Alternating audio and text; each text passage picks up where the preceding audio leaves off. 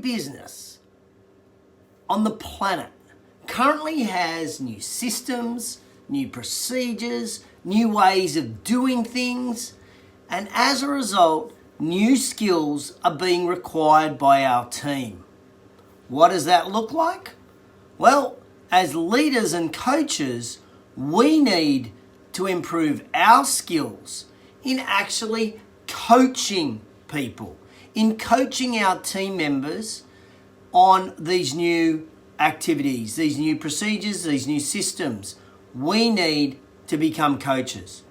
And coaching is a very challenging role in itself.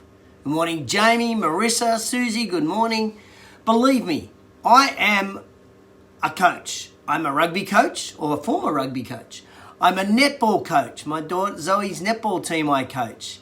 And of course, I do business coaching. And to be a coach is a skill. Not everybody is a great coach. Kirsty, Robbie, good morning. How are you? I'm going to send you a text today, Kirsty. I promise you're on my list of texting today with you reopening this weekend. Good luck on that. Seriously, being a coach is not as easy as we may think it is. It is hard work. And we all now as leaders have to become coaches because we have these new systems and procedures that we need to put in place in our businesses. So this week in JT in the Raw, I'm going to give you a breakdown of a coaching technique that I find useful. That I find useful for me when I'm coaching individuals on the sporting field and in the boardroom. So welcome to JT in the Raw, show 201. First off, I want to give a great shout out to everybody that tuned in last week to show 200, where I shared 11 plus 1 secrets or tips that I've found to being successful through 200 JT in the Raws. In all honesty, when you watch that show, you will probably be enormously confused between me and obviously Dwayne Johnson. Dwayne's got the same shirt as me. For those that didn't know, Dwayne Johnson is The Rock. The Rock has the same shirt as me. And look, the reality is it's very difficult to notice the differences between us, but give it a good crack. So, let's turn our mind. Oh, by the way, and if this is your first JT in the Raw that you're watching, I just chewed a thin on things that to do with business. So let's talk about coaching. What is coaching compared to maybe consulting, or what is coaching compared to doing? One of the greatest challenges that I think for all of us, thanks Pete Crawford, I really appreciate that comment. Thank you so much. Rich, good morning over there in New Zealand. Hope you are doing well. One of the things that I see as leaders often is that we think it's, how would I say this? It's easier for us to just get in and do things and actually have our team do it. We are time strapped, we have small bandwidth, we have low patience, potentially after 13 weeks of lockdown. Our patience level is low, our tether is short. So we often say something like, oh, it's just easier for me to do this than get you to do it and teach you to do it. Everything we do can be broken down into steps. For example, if you're going to cook a cake, first step is make sure you have all of the ingredients for the cake. Then there's the process of putting the ingredients into the cake. And then there's cooking the cake. So there's 3 components, if you will, to cooking that cake. We can break that skill down into those 3 areas to see where is the blockage. When we're thinking about sport as an example, whether it's shooting a basketball or whether it's kicking a ball into the goals, Benny, Wendy, good morning or good afternoon for you, Wendy. Benny, hope you're doing well. Hope you're enjoying being a dad. Did you know today, Benny, I was supposed to be with you guys doing staff training in Wollongong. Not sure I'm there now. So we need to reorganise those training sessions, mate. So if we think about someone shooting a goal in netball or basketball or kicking a goal, there's so many components to that skill. We think about, okay, what's going through their head before they're actually about to kick or they're about to throw. Is it the actual throwing action? Is it the release? Is it where the ball hits the foot? We break down that skill of kicking or shooting into little tiny sections. And as a coach, we can then coach each of those little sections. And what I find too much in business is we try to coach the complete model. So for example, if we're thinking about sales, Monica, Owen. How are you, mate? Good to have you on board this morning. When we think about this, Jace Lawrence, good morning. When we think about, say, training somebody in sales, often what we do is we train them in the complete sales process. However, there are components to the sales process. There's maybe how we take that initial inquiry. There's a meet and greet. There is doing a needs analysis, finding out what they're after. There's then showing them the features and the benefits of our product, and then there's closing the sale. And I can assure you, when you break all of that down and you analyze each section of the sales process, we can identify exactly where there's a weakness for our team member. And one team member might be weak at a needs analysis. Others might be awesome at a needs analysis, but weak at a price presentation. Our job as the leader is to evaluate our skill set of our team and coach where those skills are weak. In the year 2000, Johnny Wilkinson was the number 10 for England in the Rugby World Cup.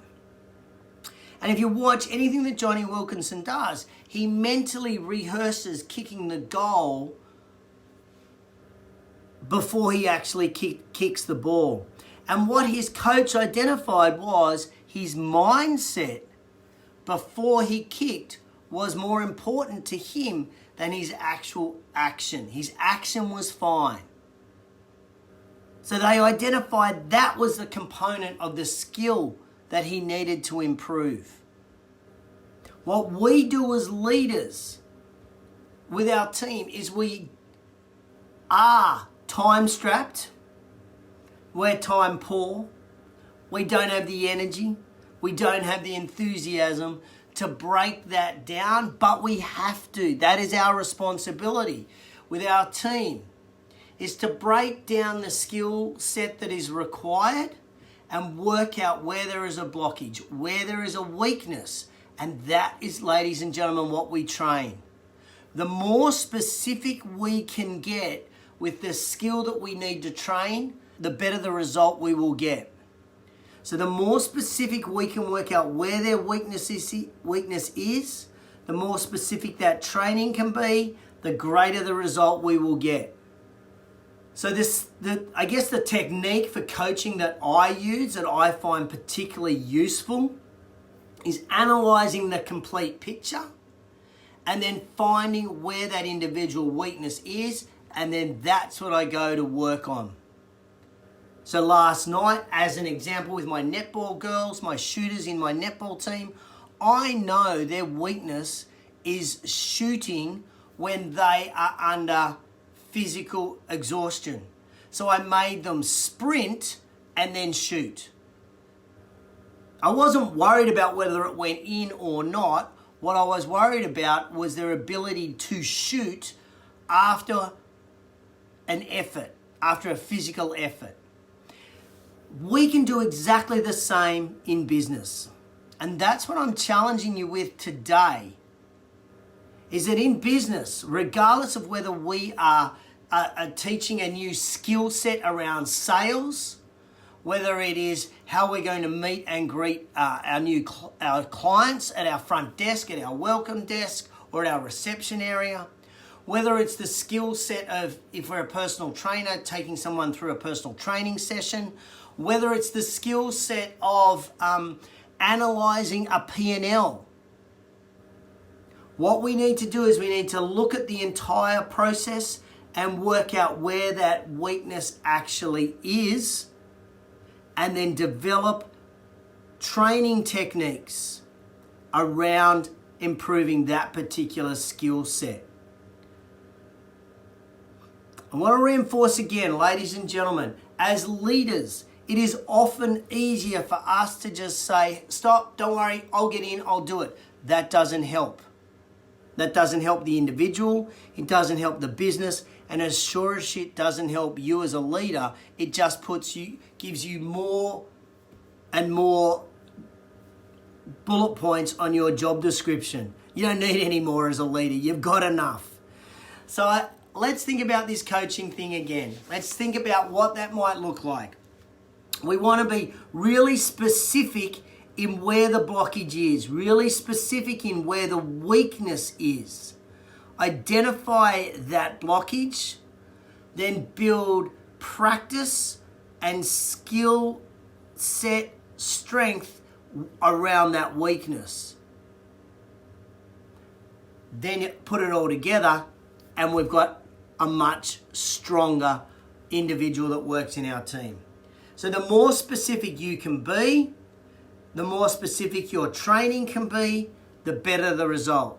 The more specific you can be in finding that weakness, the more specific your training can be, and therefore the better the result. Ladies and gentlemen, I want to emphasize again, coaching is a skill set, whether it's a sports coach or a business coach. It's not easy. You can be a great player, but not a great coach. You can be a great doer, but not a great coach. It requires you as a leader to practice your coaching skills. It requires you to sit down and analyze where is your weakness, unchunk it, and then just work on that for yourself as a coach. It is not easy, but it's incredibly rewarding when you teach someone that this is how you do something and then you watch them do it. Coaching is one of the most rewarding experiences I believe you can have as a leader. To watch someone not be able to do something and then be able to do it and do it well, incredibly rewarding. So I would encourage you to work on your coaching skills. And that brings me to quote of the week. Quote of the week for show 201. For those that are just joining me now, watching live or on replay, if you missed show 200, 11 plus 1 tips on being successful. And if you know anybody that would get value out of this particular show around coaching, then please tag them in the comments or hit the share button on wherever it is, wherever you're watching this. But here's quote of the week. It's this.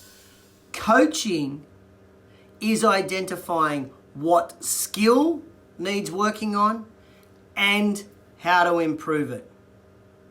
Let me say that again, because there's two components to coaching, and I think most coaches only focus on one. Coaching is identifying what skill needs working on and how to improve it. I think 9 out of 10 coaches focus on how to improve, but they're not identifying what needs improving. It's just the entire thing. Last time, takeaway. Coaching is identifying what skill needs working on and how to improve it. Hey, you've been tuning to JT in the Raw show 201. Hope you got some benefit out of this whole idea of coaching.